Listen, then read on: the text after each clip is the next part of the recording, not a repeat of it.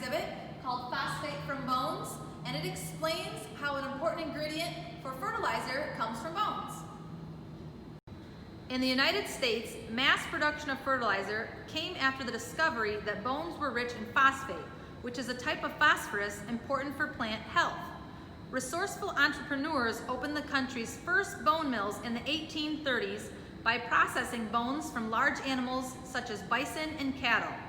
Eventually, other forms of phosphates were developed, but people continued to grind bones to feed their laying hens. Today, phosphate rock is mined from around the world in lake beds, which are rich in decomposed marine life. Have you ever sat around a bonfire and wondered where the term came from? The term bonfire emerged after the ashes of animal bones were found to contain this rich fertilizer. The burning of bones released nutrients so that the fires were called bone fires, but this eventually evolved into the term bonfires. Another fun fact is that you can find phosphorus around all the products in your home. Some of them would be soft drinks, cleaning agents, water softeners, used to make china, and even in the production of baking powder. On a beautiful summer night, what better to do than a bonfire? And why not cook your meal on it too? We call these our bonfire meals. Some people call them Boy Scout dinners, but pretty much they're easy to make and fun to do on the campfire. So let's see how it works. Start off with a pound, maybe a pound and a half of hamburger. I brown it up first. Chop up a couple red skin potatoes, chop up a couple carrots, have a stick of butter. My husband likes onions, me not so much.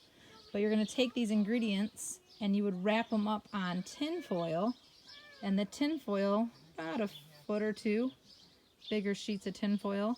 One will be on the bottom. You put all your ingredients in, the butter, the burger, the potatoes, the carrots, possibly onions. Wrap it up and put a second layer of tin foil on it just to make sure it's good and solid. When we're all done with this, I like to put tortillas, cheese, barbecue sauce. You can put whatever you want on it. They're pretty yummy. So come along, let's see how we make them. So the first thing I do is I take a little bit of my hamburger.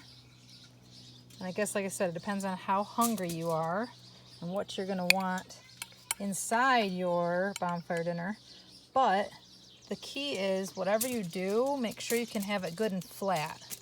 If your dinner is too much in a ball, it's not going to cook as fast, and nobody wants to sit there hungry staring at the bonfire waiting for your stuff to cook. So I flatten it all out with my spoon. Then I'm going to take me some carrots. Try not to get these everywhere. Like I said, I only chopped up a couple carrots. You can put a lot more things. Some people probably put green peppers, maybe some onions. You can get real creative. I'm obviously boring at my house.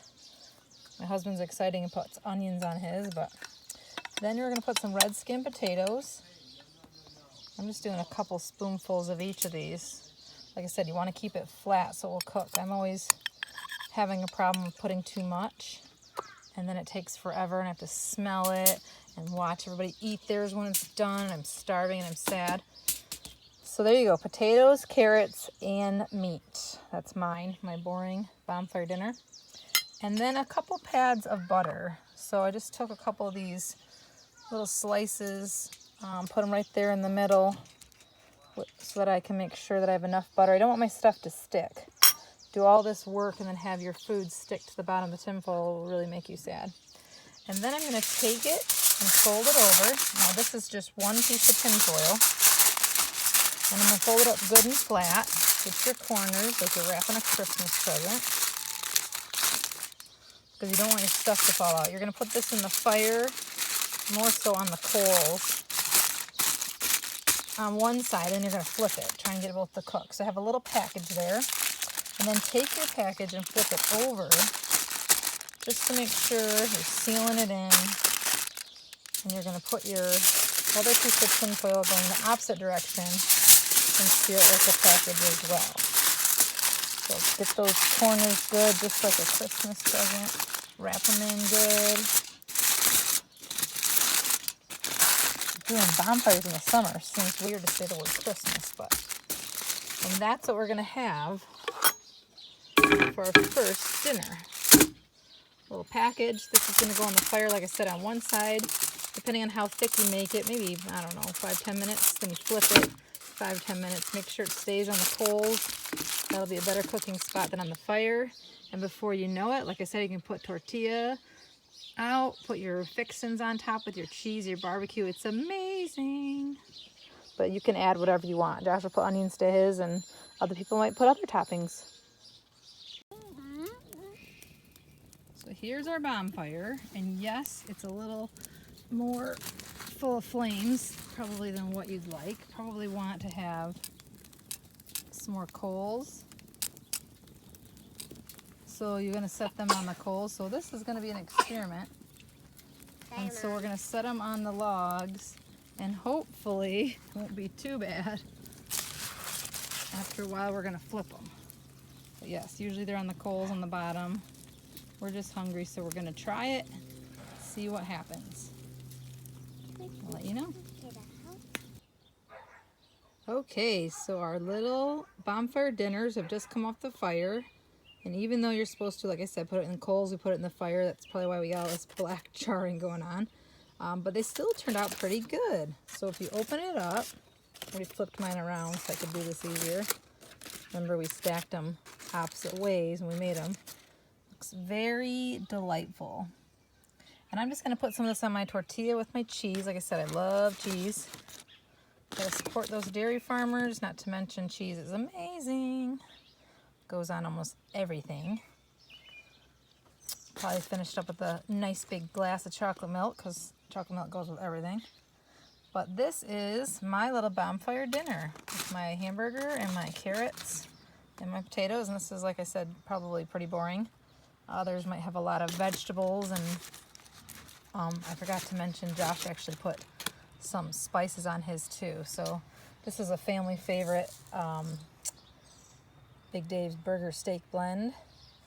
And then obviously we use this one a lot too. So he put those two on his with onions, but like I said, cheese and barbecue is the way to go. Hey Randy.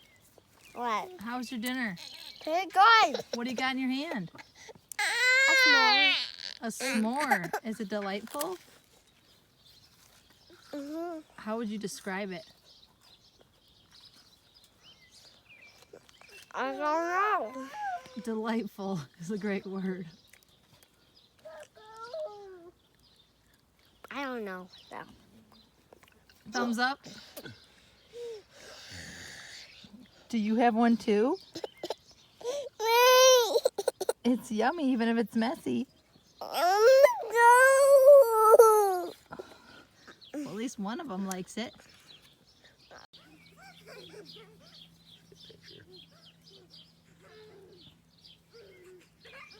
S'mores.